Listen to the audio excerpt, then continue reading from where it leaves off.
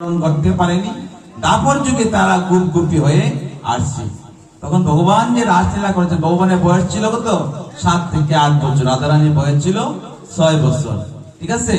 তো এখন দেখবেন এই রাসলীলায় ভগবান বলছে যে, উদ্ধব বলছে ভগবানকে, প্রভু তুমি যে প্রবাস খণ্ডে চলে যাচ্ছ, তুমি যে প্রবাস খণ্ডে চলে যাচ্ছ, আমরা কি নিয়ে থাকবো? তুমি যে দ্বারকায় চলে যাচ্ছ, আমরা কি নিয়ে থাকবো প্রভু? তখন ভগবান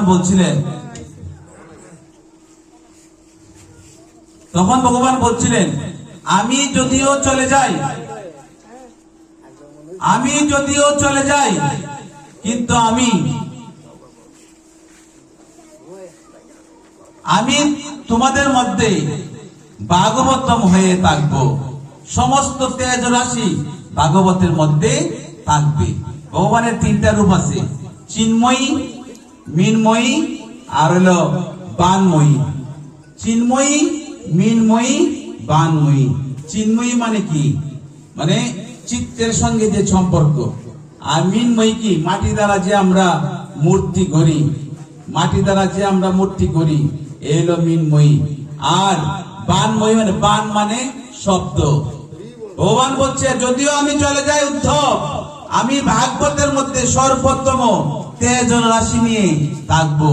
যদি তোমরা ভাগবত শ্রবণ করো, ভাগবত অধ্যয়ন করো, তখন তোমরা শ্রদ্ধা সহকারে যদি আমাকে স্মরণ করো, তোমরা আমাকে দর্শন লাভ করতে পারবে। তাই গৌর হরি বল। এখন প্রশ্ন হচ্ছে ভক্তমন্ডলী, ওই যে যেভাবে আমাকে বোঝে, আমি তাকে সেভাবেই বুঝাই। ধারণ ক্ষমতা যতটুকু, প্রাপ্তিও ততটুকু। আমি একটা কথা সবসময় বলি যে, প্রেমাৎ কণ্ঠ ব্যতীত ভগবান দর্শন লাভ হয় না। ঠিক আছে? প্রেমাৎ কণ্ঠ ব্যতীত ভগবান দর্শন হয় না। কালকে বলছিলাম, ভগবান ভক্তের বোঝা বহন করেন। কেমনে বহন করেন? প্রতিটা বার ভগবানের দেওয়া প্রতিশ্রুতি ভগবান রক্ষা করেন। এই যে ব্রজের গোপিকারা বলছে, ভাগবত শ্রবণ করতে গেলে ব্রজের গোপীর ভাব নিতে হবে। ব্রজের গোপীর ভাব মানে কি? গু মানে ইন্দ্রিয়, আর পি মানে পীড়ন। পি মানে পীড়ন, গু মানে ইন্দ্রিয়। ওই যে ইন্দ্রিয় আছে, এই ইন্দ্রিয় গুলাকে আগে আমাদের দমন করতে হবে। যদি ইন্দ্রিয়কে বসে আনতে পারি, তাহলে আমরা ব্রজগোপী হতে পারবো। ব্রজের গোপীকারা সবসময় ভগবানকে বলতেন, প্রভু তুমি আমাদের হয়ে যাও, প্রভু তুমি আমার হয়ে যাও। 24টা ঘন্টা তারা প্রভুকে তারা থাকতে পারেনি। যখন সংসারে গেছে, তখন কি হয়েছে? তারা বলতো প্রভুর কাছে যে, প্রভু তুমি 1 মিনিটের জন্য আমাদের মাথা থেকে বের হও, আমরা একটু সংসার ধর্ম করি। ব্রহ্মা এবং ইন্দ্রকে জয় করে কামদেব মদনের যখন অহংকার হলো, তখন কামদেব মদন কে অহংকার চূর্ণ করার জন্য ভোলানাথ কৈলাসে কি করলেন? রাসলীলা শ্রবণ করেছিলেন। তখন মা দুর্গা বলছিলেন, তুমি যে যাচ্ছ, তুমি আমাকেও শ্রবণ করাইও।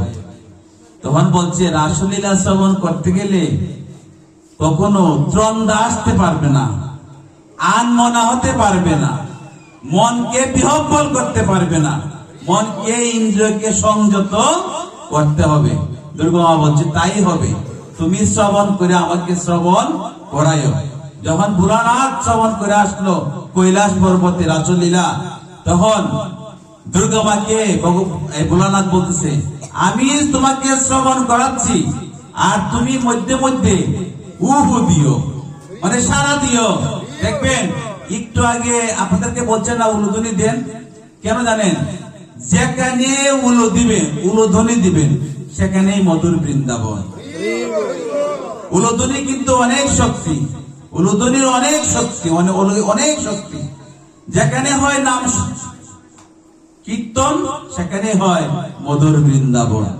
যেখানে আমার শ্রীমতী রাধারানী থাকে, সেখানেই হয় বৃন্দাবন। ঠিক আছে? তো উলুধ্বনি দিবেন, জানেন কি? উলুধ্বনি দিলে কলি কখনো আপনাকে মানে আপনার গাড়ি এসে বসবে না। যেখানে রাম আছে সেখানে কাম নাই, আর যেখানে কাম আছে সেখানে রাম নাই। কলি যদি আপনাকে সাপোর্ট করে, ভগবান আপনাকে সাপোর্ট করবে না। আর কলি যদি আপনাকে সাপোর্ট না করে, সেখানে ভগবান আপনাকে সাপোর্ট করবে। ভগবান বলছে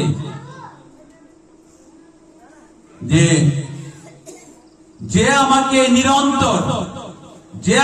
নিরন্তর কায় মন চিত্তে আমাকে স্মরণ করে, আমি তার কাছে না এসে কখনো থাকতে পারি না। মন মনা ভব মদ ভক্ত মাগ নমস্কুরু। অর্থাৎ কি, যে ভক্ত আমাকে স্মরণ করে, আমার উপাসনা করে, আমি তার হয়ে যাই। সুতরাং শুধু ভক্ত মন্ডলী, এই যে আপনারা 7 দিন এখানে গীতা ভাগবত শ্রবণ করেছেন, আপনাদের অনেক মঙ্গল হয়েছে। দামোদর মাসে ভগবান গ্যারান্টি দিয়েছেন যে 1 টাকা খরচ করলে 7 টাকা লাভ হয়। 1 টাকা খরচ করলে যদি 7 টাকা লাভ হয়, তাহলে কি কেউ ব্যবসায় লস খাবে? লস খাবে মানে কি? ভগবান বলছে যদি কেউ বিন্দু মাত্র ভক্তি দিয়ে আমার আরাধনা করেন, আমাকে একটা দীপ দান করেন, আমার গুণগান কীর্তন করে, আমি সহস্র যোজন পর্যন্ত তাকে বৈকুণ্ঠে বাস করাই। তাই গৌরী বল।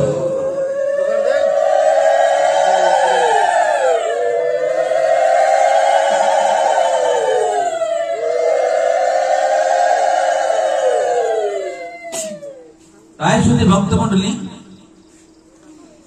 যত বেশি ভগবানের কাজ করবেন তত বেশি মঙ্গল। ভগবান নবম অধ্যায়ে রাজবিদ্যা রাজগুজ্জকে ভগবান বলছে অর্জুনকে, অর্জুন এক উদ্দেয় প্রীতি জানিহি নমে ভক্ত প্রণস্তুতি, আমার ভক্তে তো কোনো বিনাশ নাই। তাই ভক্তি ভরে নমে মোরে সমাহিত মন, নিশ্চয়ই প্রাইবে মোরে পুরের নন্দন। ভক্তিটা থাকতে হবে, যুক্তির থেকে ভক্তি থাকা দরকার। ভগবান বলছে আমাকে ডাকার জন্য শিক্ষা দীক্ষা কোনো কিছুর প্রয়োজন নাই, শুধু মনটার প্রয়োজন। এক শিক্ষিত ভগবানকে প্রতিদিনই গঙ্গায় প্রার্থনা করে, তুলসী দেয় আর প্রার্থনা করে ওম শ্রী কৃষ্ণায় নমঃ, ওম শ্রী কৃষ্ণায় নমঃ, ওম শ্রী কৃষ্ণায় নমঃ। আরেক ভক্ত, সে মূর্খ, লেখাপড়া নাই, বিদ্যা অর্জন নাই, সে দেখে যে পণ্ডিত প্রতিদিনই গঙ্গায় তুলসী দেয় আর ওম শ্রী কৃষ্ণায় নমঃ বলে, আমিও কালকে থেকে গঙ্গায় তুলসী দেব আর বলবো ওম শ্রী বিষ্ণায় নমঃ, ওম শ্রী বিষ্ণায় নমঃ, ওম শ্রী বিষ্ণায় নমঃ নমঃ।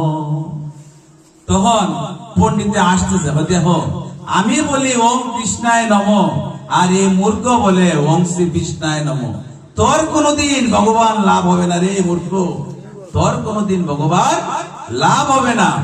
আর এই মূর্খ কায় মন চিত্তে, কায় মন চিত্তে, কায় মানে কি? দেহ, মন মানে কি? চিত্ত, দেহ তো দেহই, ঠিক আছে? তো কায় মনোবাক্যে ভগবানকে ডাকতে হবে, সে কায় মনোবাক্যে ভগবানকে ডাকতেছে।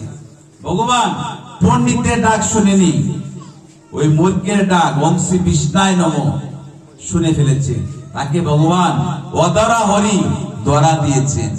তাই শুধু ভক্ত মন্ডলী, হিংসা অহংকার মূল ভক্ত অনাসক্ত মম কর্মকারী, পায় মুরে উহে পার্থ সর্ব হিংসাচারী।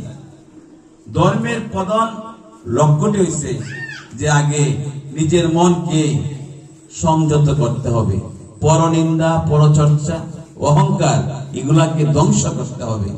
আপনি নাম কীর্তন শুনছেন, গীতা পাঠে গেছেন, ভাগবত পাঠে গেছেন, সব কিছু করছেন, কিন্তু মনটাকে যদি আপনি সংযত না করতে পারেন, আপনার সবই বৃথা। কালকেও বলছিলাম যে গুরু কৃষ্ণ বৈষ্ণব তিনজনেরই সঙ্গ হইল, আর একের সঙ্গ বিনে জীব সারে গাড়ে গেল।